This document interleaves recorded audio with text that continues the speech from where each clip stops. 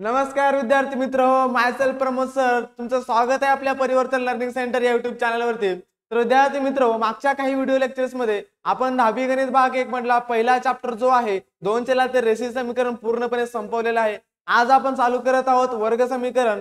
हा वर्ग समीकरण जो चॅप्टर आहे हा सुद्धा आपल्याला एकदम इझी पद्धतीने मी तुम्हाला शिकवणार आहे। बघा यामध्ये वर्ग समीकरण जो चॅप्टर आहे यामधला जो सराव संच 2.1 आहे हा आज आपण इथं बघणार आहोत। यामध्ये प्रश्न आपल्याला असा विचारलेला आहे की कोणती दोन वर्ग समीकरणे लिहा। हे सर्व सोडवण्याच्या अगोदर जर तुम्ही चॅनलवर नवीन असाल तर विद्यार्थी मित्र चॅनलला सबस्क्राइब करा, कारण मी तुमच्यासाठी अशाच प्रकारचे नवीन नवीन व्हिडिओ लेक्चर्स घेऊन येईल, त्यावेळेस तुम्हाला त्याचा नोटिफिकेशन येईल। आणि व्हिडिओ आवडला तर नक्कीच लाईक करा। तर बघा आता आपल्याला जर दोन वर्ग समीकरण लिहायचे असतील तर सगळ्यात अगोदर तुम्हाला वर्ग समीकरण म्हणजे काय असते हे समजून घ्यावं लागणार आहे। तर ठीक आहे, बघा वर्ग समीकरण काय असते हे समजून सांगण्या अगोदर मी काही समीकरणाचे प्रकार लिहितो, इथं काही लिहितो तर ते बघा तुम्हाला समजतील। आता समजा मी घेतले तर 4x चा वर्ग वजा 2x अधिक 4 बरोबर 0। आता हे जर बघितलं तर हे एक वर्ग समीकरण आहे। का आहे? कारण याचा वर्ग 2 बरोबर आहे, म्हणजे याच्या डोक्यावर जो घातांक आहे कोटी म्हणतो आपण त्याला, तो जास्तीत जास्त ठीक आहे मोठ्यात मोठा 2 असला पाहिजे, 2 पेक्षा जास्त पण नको आणि कमी पण नको। तर वर्ग समीकरण हे आहे। त्याच प्रकारे समजा फक्त आपण x घेतला आणि त्याच्या डोक्यावर 2 घेतले म्हणजे घातांक 2 घेतला तरी पण ते वर्ग समीकरण असणार आहे, बरोबर आहे। असं पण हे पण एक वर्ग समीकरण आहे। आता बरोबरच्या पलीकडे आपण शून्य पण घेऊ शकता किंवा एखादा स्थिरांक घेऊ शकता, एखादा कॉन्स्टंट नंबर घेऊ शकता। त्याचबरोबर समजा x च्या ऐवजी आपण एखादा y असं सुद्धा अक्षर वापरू शकता, ठीक आहे। अशी कुठलीही संख्या वापरून तुम्ही वर्ग समीकरण लिहू शकता। आता हे काय आहे ते एक वर्ग समीकरण आहे। आता हे तिन्हीच्या तिन्ही हे काय आहे वर्ग समीकरण आहेत, पण काही काही वर्ग समीकरण नसतात। ते कसे? तर त्याचा जो घातांक म्हणतो आपण ते 3 पेक्षा जास्त वापरलेला आहे, अशाला आपण वर्ग समीकरण म्हणत नाहीत, ठीक आहे। तर हे वर्ग समीकरण आहे का? तर हे वर्ग समीकरण नाही, ठीक आहे। हे तुम्हाला समजून सांगण्यासाठी लिहित आहे मी। तर त्यानंतर काही समीकरण असे असू शकतात ज्याचा जो घातांक आहे तो वजा मध्ये असू शकतो, तर तो वजा मध्ये असेल तरी तो वर्ग समीकरण नसणार नाही। तर बघा आता ह्या ठिकाणी आपण काहीतरी वेगळं समीकरण घेऊया। समजा y घेतला आपण, ठीक आहे, याचा घातांक काहीतरी वेगळा घेतला किंवा घातांक नाही घेतला, इथे 4x घेतला आपण अधिक 5 0, ठीक आहे, बरोबर 8। तर हे वर्ग समीकरण असणार आहे का? नाही, कारण इथे x आणि y दोन चल वापरलेत, आपल्याला एकच चल वापरावा लागणार आहे वर्ग समीकरणामध्ये। हे पण एक वर्ग समीकरण नाही, बरोबर आहे। म्हणजे वर्ग समीकरण काय असतं हे थोडक्यात तुम्हाला समजलं असेल।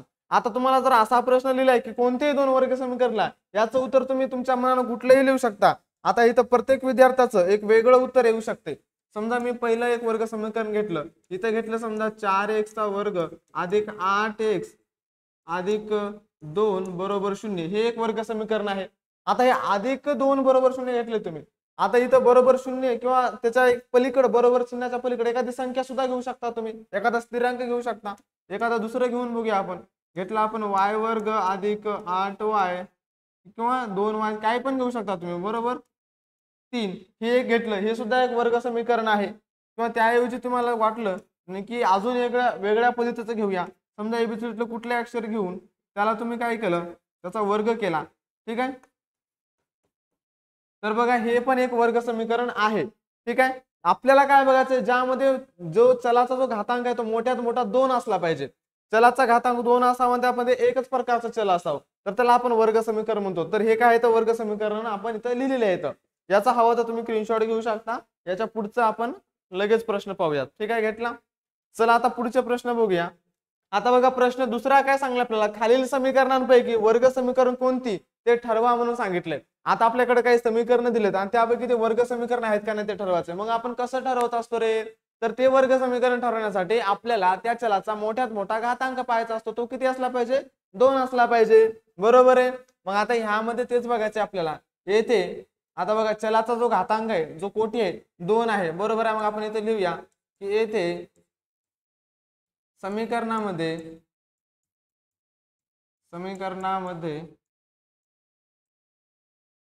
मोठ्यात मोठा, ठीक आहे, येथे समीकरणामध्ये कोटी 2 आहे असं लिहू आपण, कोटी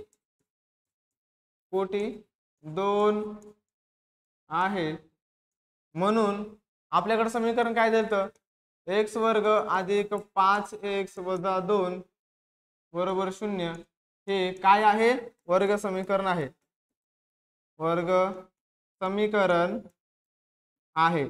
आता बघा तुम्हाला परीक्षेमध्ये ज्यावेळेस असा प्रश्न विचारला जाईल तेव्हा तुम्हाला का आहे याचं स्पष्टीकरण देऊन लिहावं लागेल। का आहे तर त्याचा कोटी जो आहे 2 आहे म्हणून ते वर्ग समीकरण आहे असं तुम्हाला लिहावं लागणार आहे। फक्त आहे एवढंच लिहिलं तर मार्क्स नाही भेटणार तुम्हाला। 1 मार्कासाठी असे बोर्डामध्ये बऱ्याच वेळेस प्रश्न विचारले गेलेले आहेत। इथं पण तुम्ही काय लिहिणार बघा, इथं पण समीकरणामध्ये याचा कोटी किती आहे 2 आहे। आता याला तुम्ही एका साईडला पण घेऊ शकता, जसं की उदाहरणामध्ये समजा y वर्ग जो आहे तो एका साईडला ठेवला आपण, किंवा न घेता सुद्धा सांगू शकता। आता +5 आहे तर इकडून झाले -5 आणि बरोबर चिन्हाच्या तिकडे -10 येतं त्याला इकडे घेतले ते तर ते झाले +10 झाले आणि बरोबर पलीकडे काहीच नाही राहिलं म्हणजे 0 राहिला। आता या समीकरणामध्ये सुद्धा बघा कोटी किती आहे 2 आहे म्हणून इथं पण काय लिहिणार तुम्ही, येथे समीकरणामध्ये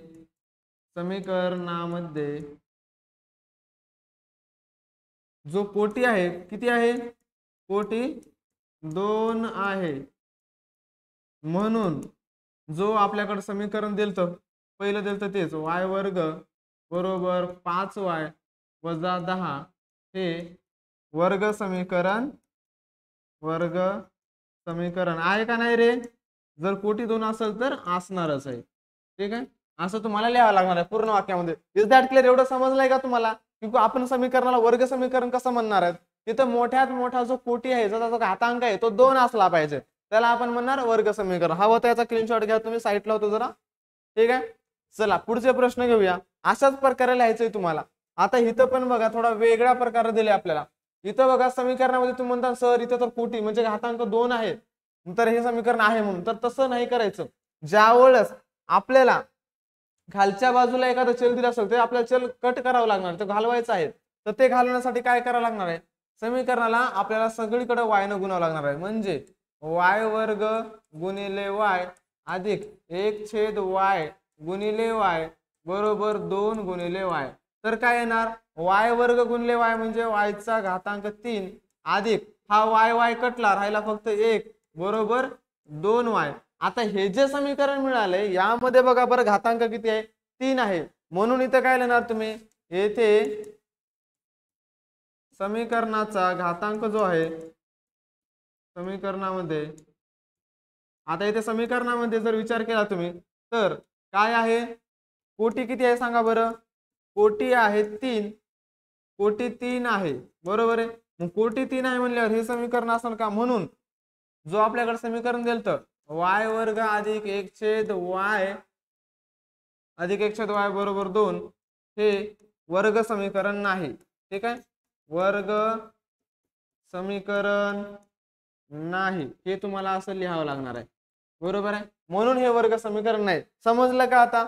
मग जसं ह्या प्रकारे आपण इकडे केलं तसंच तिकडे करावं लागणार आहे। आता तुम्ही इकडे बघितलंच म्हणता इथं तर वर्ग दिसतच नाही, मग हे पण समीकरण नसणार आहे का। सगळ्यात अगोदर तुम्हाला जो खाली जो x दिलेला आहे तो x घालवायचा आहे, म्हणजे त्याला काय करणार सगळीकडे x न गुणावं लागणार आहे। अशाच प्रकारे सोडवायचंय। काय करणार तुम्ही, x ला x न गुणायचं आहे। ठीक आहे, x गुणिले x अधिक 1/x गुणिले x बरोबर वजा 2 गुणिले x। ठीक आहे, आता x गुणिले x किती येतं रे, x गुणिले x x चा वर्ग त्यानंतर अधिक हा x कटला राहिला फक्त 1 आणि बरोबर वजा 2 गुणिले x झाले वजा 2x। आता हे जे समीकरण मिळालं या समीकरणामध्ये नीट लक्ष देऊन बघा, x च्या डोक्यावर ते 2 आहेत म्हणजे मोठ्यात मोठा घातांक 2 आहेत म्हणून तुम्ही इथे काय लिहिणार, येथे समीकरणामध्ये काय लिहिणार, जो कोटी आहे तो 2 आहे बरोबर आहे म्हणून हे वर्ग समीकरण आहे। येथे समीकरणामध्ये काय लिहिणार, येथे समीकरणामध्ये कोटी, ठीक आहे, कोटी 2 आहे मग म्हणून आपल्याकडे समीकरण होतं x अधिक 1/x बरोबर वजा 2 हे वर्ग समीकरण आहे। असा प्रश्न तुम्हाला बोर्डामध्ये विचारला जाऊ शकतो, वर्ग समीकरण आहे। ठीक आहे, मग समजलं का अशा प्रकारचे प्रश्न कसे सोडवायचे। जो खाली जो आपल्याकडे दिला आहे छेदामध्ये जो x दिलाय तो घालवायचा असेल तर सगळीकडे x ने गुणायचं, जर y दिला असेल तर सगळीकडे y ने गुणायचं, किंवा n m जे काही चल दिले तो चलाला सगळ्या समीकरणाला गुणायचं आणि आपल्याला काय करायचं आहे समीकरण सोडवायचं, मग सांगायचं की वर्ग समीकरण आहे की नाही? ठीक आहे, चला पुढचा प्रश्न बघूया. स्क्रीनशॉट घ्यायचा असेल तर घेऊ शकता याचा. ठीक आहे, चला पुढचा प्रश्न घेऊया. आता बघा ह्यामध्ये आपल्याला अशा प्रकारचा प्रश्न दिलेला आहे.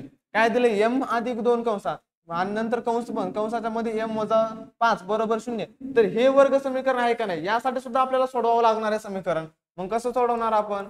जो पहिला कंस दिला आपल्याकडं m अधिक 2 आणि दुसरा कंस दिलेला आहे आपल्याकडं m वजा 5, या समीकरणाला आपल्याला काय करायचं? सोडवायचं. मग ते कसं सोडवणार? पहिले m न पूर्ण कंसाला गुणायचंय. m न गुणला आपण पूर्ण कंसाला m वजा 5 ला. राहिलं काय दुसऱ्या कंसामध्ये अधिक 2, यानं सुद्धा पूर्ण दुसऱ्या कंसाला गुणायचं आहे बरोबर 0. यामध्ये m ने m ला गुणा m चा वर्ग झाला. त्यानंतर m न 5 ला गुणा वजा 5m आला.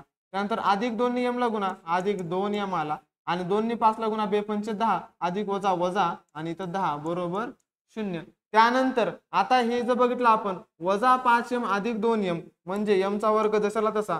5 मधून 2 गेले 3 राहिले आणि मोठ्या संख्येचं चिन्ह म्हणजे 5चं चिन्ह वजाचं दिलं. ठीक आहे, 3m घेतले आपण आणि वजा 10 हे बरोबर 0. हे जे समीकरण मिळालं या समीकरणात जर मध्ये जर तुम्ही नीट लक्ष देऊन बघितलं तर समीकरणामध्ये याचा जो कोटी आहे मोठ्यात मोठा जो कोटी आहे तिथे 2 आहे. म्हणून तुम्ही इथं काय लिहिणार? येथे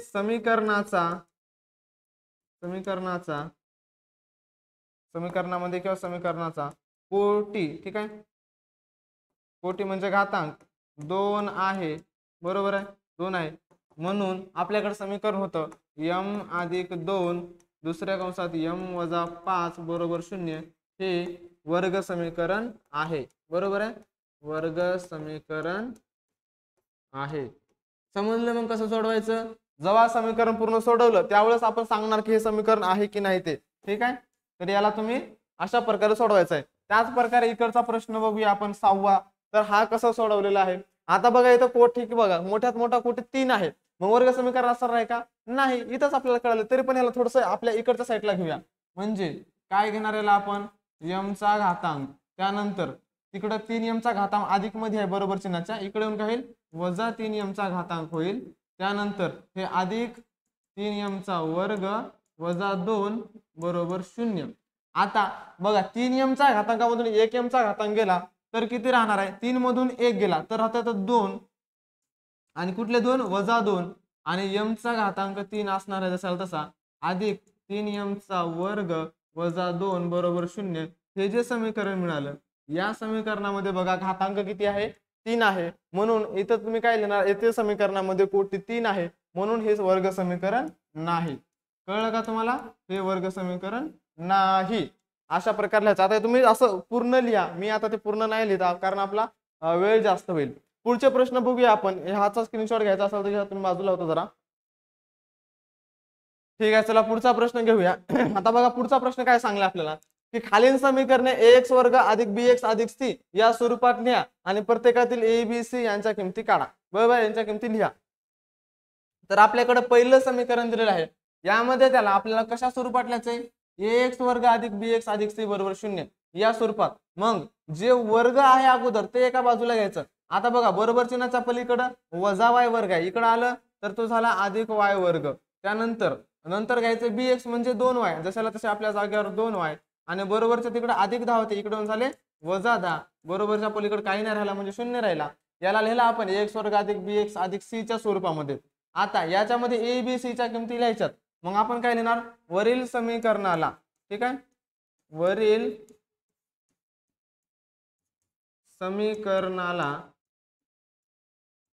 समीकरणाला ax वर्ग अधिक bx अधिक c ची तुलना करून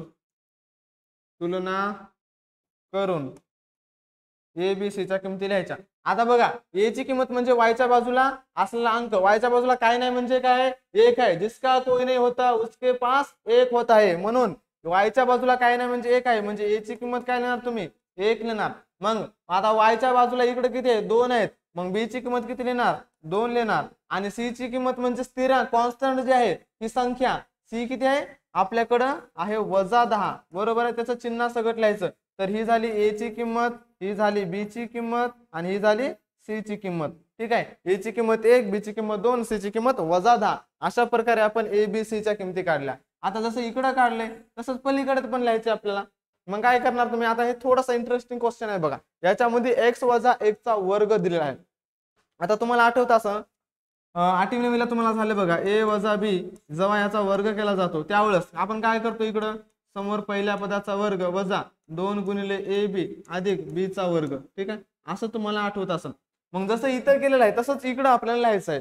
ठीक आहे, तर ते कसं लिहिणार आपण, पहिल्या पदाचा वर्ग म्हणजे x चा वर्ग, त्यानंतर वजा 2 गुणिले पहिलं पद गुणिले दुसरं पद x गुणिले 1 येणार आपल्याकडं 1x, त्यानंतर अधिक b चा वर्ग म्हणजे x चा वर्ग काय असणार आहे, x चा वर्ग 1च असणार आहे बरोबर. पुढे आहे 2x अधिक 3.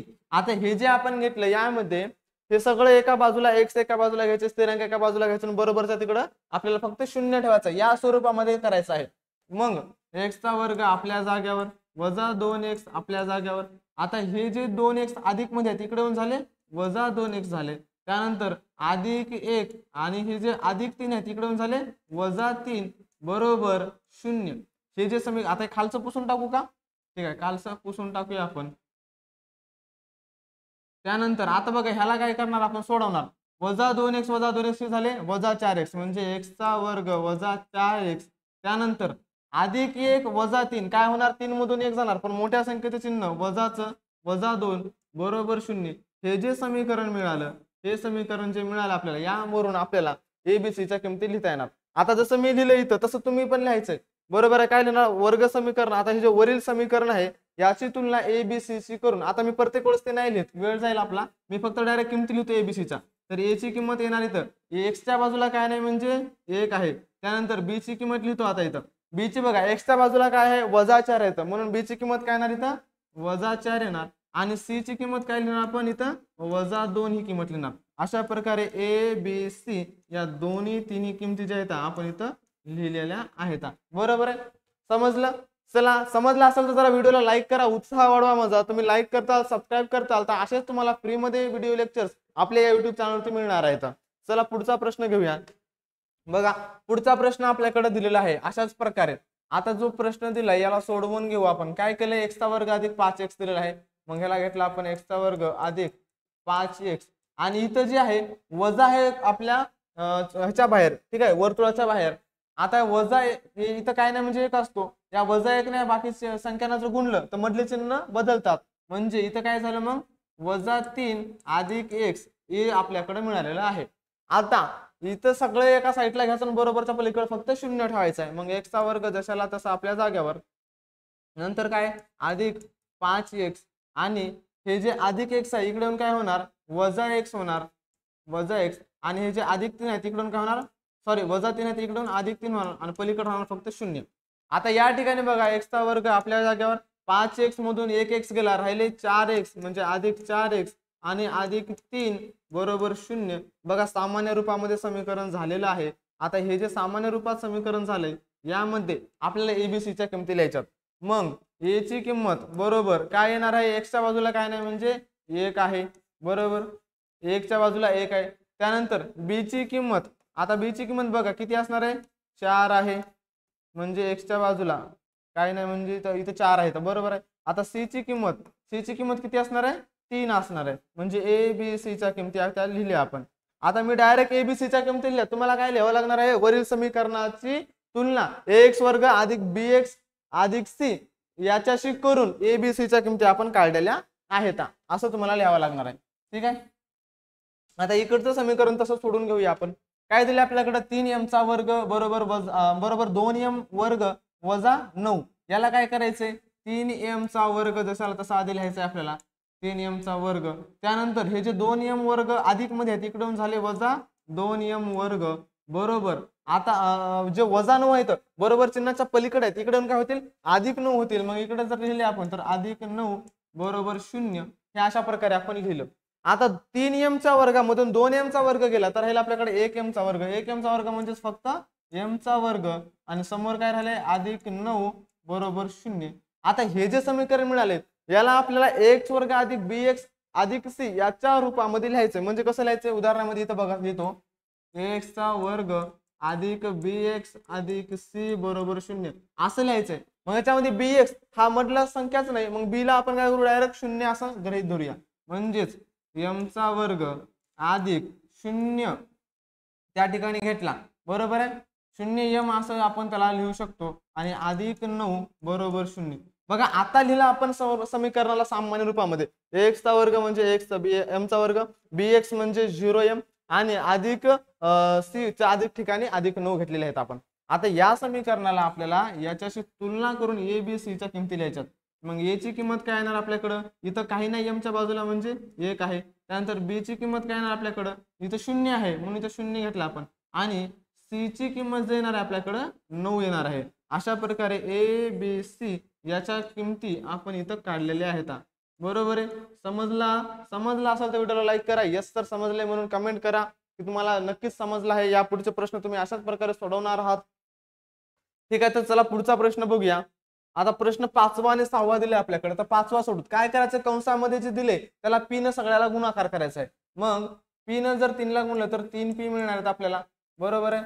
त्यानंतर p न जर 6p ला गुणलं अधिक 6 गुणिले 6 6 1 6 आणि p गुणिले p चा वर्ग बरोबर वजा 5 p करू नका. तर आता यामध्ये हे जे वर्ग आहे ह्याला आपण अलीकडून लिहूया, कारण आपल्याला माहित आहे x चा वर्ग आधी असतो म्हणून 6p चा वर्ग आधी लिहिणार. आता हे बरोबर चिन्हाच्या इकडेच आहे म्हणजे चिन्ह काय बदलणार नाही, अधिक 3च पिन राहणार आणि वजा 5 इकडून होणार अधिक 5 बरोबर 0. आता हे लिहिलं आपण वर्ग समीकरण सामान्य रूपामध्ये. ठीक आहे, सामान्य रूपामध्ये एकदा जर का लिहिलं तेव्हा आपल्याला a च्या किमती b च्या किमती लिहिता येतात. आता इथे a ची किंमत किती आहे, p वर्गाच्या बाजूला 6 आहे तर म्हणून a ची किंमत घेतली आपण a ची किंमत घेतली आपण 6. नंतर b ची किंमत घेणार आपण किती 3, बघा p च्या बाजूला 3 आहे आणि c ची किंमत किती घेणार आपण 5, बघा c ची किंमत घेतली आपण 5. अशा प्रकारे a b c याच्या किमती आपण काढलेल्या आहेत. बरोबर आहे, समजलं विद्यार्थी मित्र. चला आता पुढे ह्याच प्रकारे जो दिले ते पण तसंच सोडून घेऊया आपण.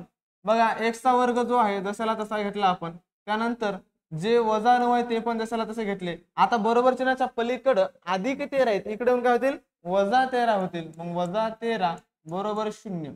आता या ठिकाणी x चा वर्ग जसाला तसा, आता वजा 9 वजा 13 समान चिन्ह आहे, बरोबर समान चिन्ह येतात, बेरीज करावे उतारेला समानतेचं चिन्ह द्यावे, आपल्याला माहित आहे श्लोक, बरोबर आहे. मग 13 अधिक 9 किती झाले 22, कुठले 22 वजा 22 बरोबर 0. हे जे समीकरण मिळालं याला आपल्याला ax वर्ग अधिक bx अधिक c या स्वरूपात करायचंय. म्हणजेच x चा वर्ग अधिक 0x आणि नंतर वजा 22 बरोबर 0 हे आपल्याला लिहायचं आहे. ह्याच्यावरून आपल्याला abc च्या किमती लिहायच्या आहेत. मग a ची किंमत किती येणार इथं काय नाही म्हणजे 1, b ची किंमत किती येणार इथं 0 आणि c ची किती येणार आपल्याला इथं 22 ही किंमत येणार आहे. अशा प्रकारे आपण 6 ला 6 प्रश्न इथं सोडवलेले आहेत. समजला असेल तर याचा एकदा स्क्रीनशॉट घ्या, मी जरा बाजूला होतो. ठीक आहे, समजला. चला अशाच प्रकारे आता पुढचे प्रश्न सोडून घेऊ आपण. पुढे काय दिले आपल्याला, आता यामध्ये वर्ग समीकरणासमोर दिलेल्या चलाच्या किमती त्या समीकरणाची मूळे आहेत की नाही हे ठरवायचं आहे. बरोबर आहे. ते कसं ठरवतो तर आपल्याकडे जो प्रश्न दिलेला आहे हे वर्ग समीकरण आहे, यामध्ये x च्या ठिकाणी एकदा 1 ठेवून बघायचा आणि एकदा y ठेवून बघायचा. मग आता काय करणार आपण, हे समीकरण सोडवण्यासाठी समीकरण लिहूया आपण. या ठिकाणी x बरोबर 1 घेऊ. ठीक आहे, तर x बरोबर आधी 1 घेऊन बघूया. ठीक आहे, तर समीकरण लिहिलं आपण x वर्ग अधिक 4x वजा 5 बरोबर 0. आता जिथं x आहे तिथं काय घेणार आपण 1 घेणार, म्हणजे इथं 1 चा वर्ग होणार बरोबर. मग अधिक 4 गुणिले 1 वजा 5 बरोबर 0. 1 चा वर्ग 1च होत असतो. त्यानंतर अधिक 4 गुणिले 4 1 4 वजा 5 बरोबर 0 हे आलेलं आहे. आता मला सांगा 1 अधिक 4 किती झाले 5 वजा 5 बरोबर 0. मग अधिक 5 वजा 5 कटले म्हणजे 0 बरोबर 0.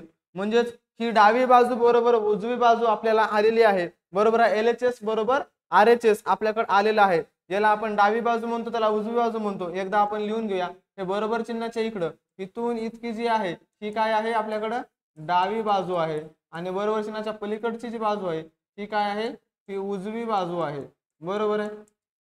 तराजूच्या 2 बाजू असतात का नाही, डावी बाजू उजवी बाजू, तशाच प्रकारे मग डावी बाजू बरोबर उजवी बाजू आल्यामुळं ही x बरोबर 1 समीकरणाची उकल आहे. बरोबर आहे, x बरोबर 1 उकल आहे त्याला आपण काय म्हणू शकतो, x बरोबर 1 हे काय आहे, मूळ आहे असं सांगायचं आपल्याला. हे समीकरणाचे मूळ आहे, हे समीकरणाचे मूळ आहे असं आपण लिहू शकतो. मग आता आपल्याला x बरोबर -1 वापरून बघायचं आहे एकदा. आता आपण काय घेऊया, x बरोबर -1 घेऊ. ठीक आहे. त्या अगोदर आपल्याला काय लिहायचं, डावी बाजू लिहूया, समीकरणाची डावी बाजू. मग डावी बाजू काय आहे समीकरणाची, LHS काय आहे बघा बरं. डाव्या साईडला बरोबर चिन्हाच्या x वर्ग अधिक 4x वजा 5 हे अगोदर आपण असंच लिहायला पाहिजे होतं, तरी पण काही नाही. x वर्ग अधिक काय आपल्याकडं 4x आहे, 4x वजा 5 बरोबर आहे. तर बरोबर आता या ठिकाणी आपल्याला काय लिहायचं आहे, डावी बाजू बरोबर. आता या ठिकाणी x वर्ग अधिक 4x वजा 5, x च्या ठिकाणी काय घेणार आपण, -1 घेणार. मग एक इथे घेतला आपण -1 चा वर्ग अधिक 4 गुणिले -1 वजा 5 बरोबर आहे. त्यानंतर -1 चा वर्ग झाला 1, त्यानंतर 4 अधिक 4 गुणिले -1 काय येणार आपल्याकडे, 4 1 4 पण -4 येणार आणि वजा 5 बरोबर. त्यानंतर आता बघा -1 वजा 4 किती झाले आपल्याकडे, सॉरी अधिक 1 आणि वजा 5. आता इथे वेगळे चिन्ह आहेत, तर 4 मधून 1 गेला तर 3 राहिले, पण कुठले, -3 आणि वजा 5 हे मिळालेलं आहे. मग -3 वजा 5 यांची बेरीज होते 5 आणि 3 8, 5 आणि 3 8 झाले. मग इथं खाली लिहिणार आपण 5 आणि 3 जे 8 झाले ते किती झाले, -8 बरोबर नाहीत उजवी बाजू. ठीक आहे, उजव्या बाजूच्या बरोबर नाही, कारण उजवी बाजू ही 0 आहे, उजवी बाजू नाही. म्हणून इथं जे x बरोबर -1 आहे हे समीकरणाचे मूळ नाही, हे समीकरणाचे मूळ नाही असं आपण इथं सांगू शकतो. बरोबर आहे. मग डावी बाजू बरोबर उजवी बाजू आली तर समीकरणाचे मूळ आहे असं आपण लिहिणार. तर याचा स्क्रीनशॉट हवा तर तुम्ही घेऊ शकता, मी जरा बाजूला झालेलो आहे. चला समजला हा प्रश्न. चला पुढचा प्रश्न घेऊया. आता बघा या प्रश्नामध्ये काय सांगितलं आपल्याला, यामध्ये m च्या ठिकाणी एकदा 2 घ्यायचे आणि एकदा 5/2 घ्यायचे आहे. मग आपण घेऊ या समीकरणामध्ये काय करू, m बरोबर 2 घेऊ असं लिहिलं आपण. ठीक आहे. जर m बरोबर जर आपण 2 घेतले तर m च्या ठिकाणी 2 घ्यायचे. मग आपल्याला डावी बाजू बरोबर घ्यावं लागेल अगोदर, जी डावी बाजू आहे, डावी बाजू. ठीक आहे, डावी बाजू काय आहे, 2m चा वर्ग वजा 5m ही आहे. त्यानंतर 2m चा वर्ग केला आपण, 2m च्या ठिकाणी किती घ्यायचे आपल्याला, 2 घ्यायचे, 2 चा वर्ग वजा 5 कंसामध्ये 2, त्यानंतर 2 चा वर्ग होतो 4 आणि वजा 5 गुणिले 2 झाले 5 दुनी 10. तर 2 गुणिले 4 बेचोक 8 वजा 10 जर घेतला आपण तर 8 मधून 2 जात नाही तर काय येणार, सॉरी 8 मधून 10 जात नाही तर 10 तून 8 गेले, राहिले किती, वजा 2. मग डावी बाजू बरोबर वजा 2 आलेलं नाही, मग डावी बाजू बरोबर नाही शून्याच्या. बरोबर आहे, त्याला लिहू शकतो बरोबर नाही उजवी बाजू. ठीक आहे, उजवी बाजू. ठीक आहे, मग डावी बाजू उजवी बाजूच्या बरोबर नाही, म्हणून जे m बरोबर 2 जे आहे हे समीकरणाची उकल आहे का, मग हे समीकरणाची उकल नाही, किंवा त्याला आपण ही समीकरणाचे मूळ नाही असं तो, हे समीकरणाचे मूळ नाही. ठीक आहे, हे समीकरणाचं मूळ नाही. मग आपल्याला एकदा परत अशाच प्रकारे m च्या ऐवजी आता काय, m च्या ठिकाणी काय घ्यायचं, आता आपल्याला m च्या ठिकाणी 5/2 हे घेऊन बघायचं आहे. मग समीकरणाचं मूळ येते का नाही ते बघूया आपण. आता समीकरणाला माहिती आहे आपल्याला, डावी बाजू आधी लिहावं आपण. डावी बाजू बघा, डावी बाजू बरोबर उजवी बाजू आली तर समीकरणाचं ते मूळ आहे म्हणून आपण सांगू शकतो. मग डावी बाजू काय आहे, 2m चा वर्ग वजा 5m आहे. मग 2 च्या ठिकाणी 2 आणि m च्या ठिकाणी काय घेतलं आपण, 5/2 चा वर्ग वजा 5 आणि m च्या ठिकाणी घेतला आपण 5/2. तर या ठिकाणी 2 ला 2 आणि 5 चा वर्ग किती होतो रे, 25/2 चा वर्ग झाला 4, त्यानंतर वजा 5 गुणिले 5 25 आणि भागाकारात 2 जशाल तसे. आता बघा ह्या 2 ह्या 4 ला भाग जातो, कटतात, बे 1 बे, बे 2 4, मग राहिलं काय तिथं फक्त 25/2 वजा 25/2. आता तुम्हाला माहित आहे 25/2 मधून 25/2 गेले तर किती राहतात, 0 राहतात. म्हणजेच डावी बाजू बरोबर उजवी बाजू आता इथं आपल्याला मिळालेली आहे, बरोबर उजवी बाजू. ठीक आहे, आणि एकदा डावी बाजू बरोबर उजवी बाजू मिळाली म्हणजेच ती समीकरणाचे मूळ आहे, बरोबर आहे. म्हणजे m बरोबर 5/2 हे समीकरणाचे मूळ आहे, ठीक आहे.